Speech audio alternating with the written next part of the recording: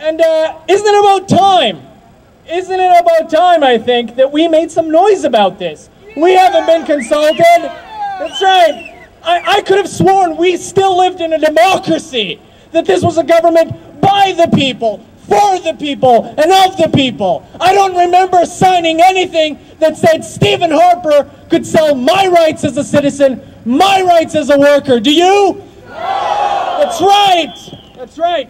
If we allow this to happen, if we allow them to do this to us, make no mistake about it, we are digging our own graves. We are digging our own graves. Now, let me tell you, they will literally, and I'm not kidding, they will literally take money out of your pockets. They will take food out of our children's mouths. Yeah, they will. They will. And that's to say, that's shame, that's right. And that's to say nothing of our civil liberties, of our democracy. Isn't it about time that we drew a line in the sand and we said no more? I'm part of an organization called the Industrial Workers of the World. We have been around since 1905, and we have been on the front lines of every battle to make the world a better place for working people. From the Bus Riders Union, we're a grassroots organization fighting for social and economic justice in the transit system in Vancouver. And I wanted to share a little bit about what our experience has been in terms of trying to organize working class and marginalized communities around a specific issue that affects us on a daily basis, and how these kinds of neoliberal policies are actually impacting us at the level of specific things that affect our lives. So within the transit system, we've seen over the last few years with this neoliberal economic agenda, serious attacks on transit as a public service in the region. And this happens at a number of different levels. So one is the skyrocketing fares. The fares have been going up at a rapid rate of, it's looking like now about 70% over the last 5 or 6 years, at a rate that people can't actually afford to pay them. So that's one form of creeping privatization, where services that should be public services that people rely on for their basic livelihood are stripped away through increased user fees. And of course, we've seen this also in things like healthcare and childcare across Canada. Another way that we're seeing these same kinds of policies that they're talking about at the SPP implemented at the level of things in our own lives is police getting on the buses with guns to check people's tickets as they're trying to access a public service. So this intense criminalization and militarization, when we're trying to access something which is a vital public service that we all rely on, is another way that these services are being privatized and this neoliberal agenda is being implemented. Another thing we've seen recently over the last few months is just this intense attack on our democratic rights. At the Bus Riders Union, when we protested the implementation of the last fare increase, we were called social terrorists by one of the members of the TransLink board. He called us that both to our faces and then again in the media, for standing up for our rights and saying that our communities are going to be impacted by this and we can't afford it.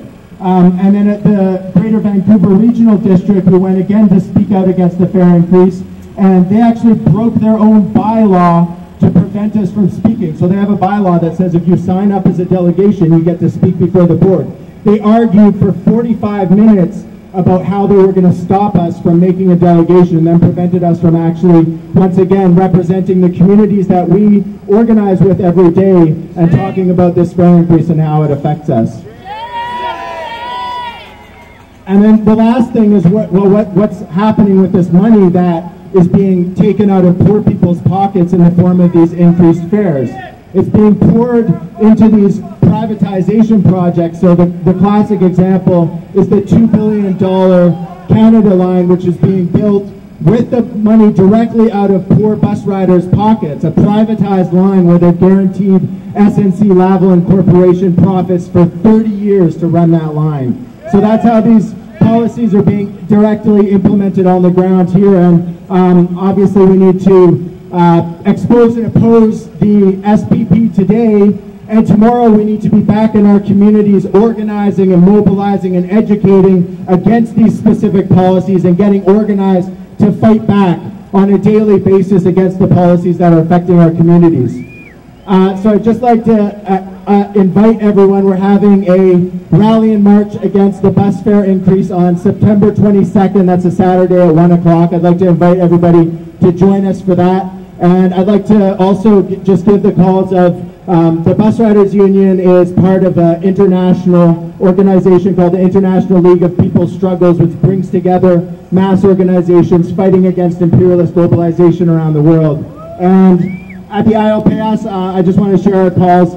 No to SPP! No to SPP! Down with imperialist globalization, war and plunder! Down with imperialist globalization, war and plunder! Long live international solidarity! Long live international solidarity! Thank you very much. As International League of People's Struggles, or the ILPS, participating organizations here in Canada, we stand militantly opposed to the Security and Prosperity Partnership of North America and the whole host of policies, practices, and institutions of imperialist globalization.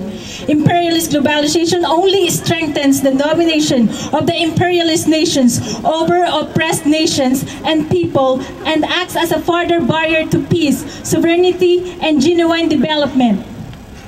For all oppressed classes, especially the toiling masses of the working class and peasant communities, imperialist globalization means increasing oppression and exploitation.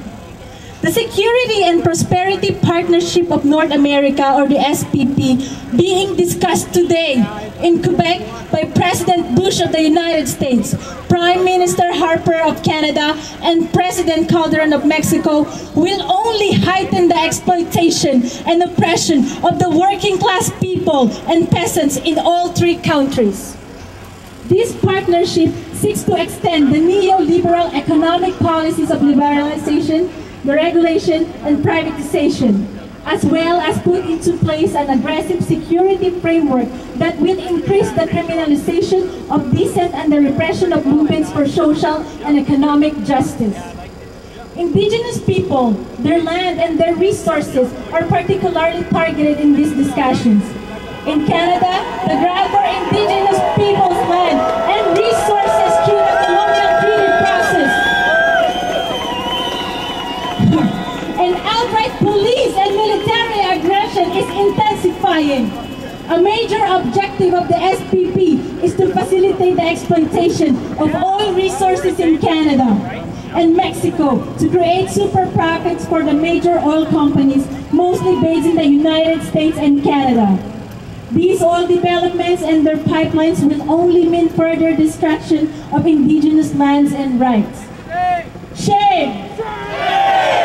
The SPP continues the process of integrating Mexico into the continental economy as an oppressed nation, and its workers, peasants, and indigenous peoples in Mexico who face the heaviest burden of exploitation and oppression under NAFTA and the SPP. This is already manifest in the development aggression of Plan Pueblo, Panama, and the increased militarization of Mexico under Plan Mexico. Shame!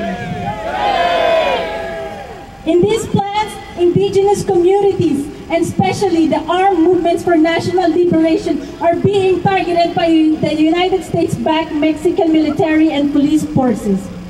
As Mexican workers migrate to escape economic hardship and state terrorism, they face further exploitation. The SPP seeks to expand migrant worker programs designed to enable the exploitation of migrant workers as cheap labor in North America, while at the same time denying them their basic rights as workers, as well as access to citizenship.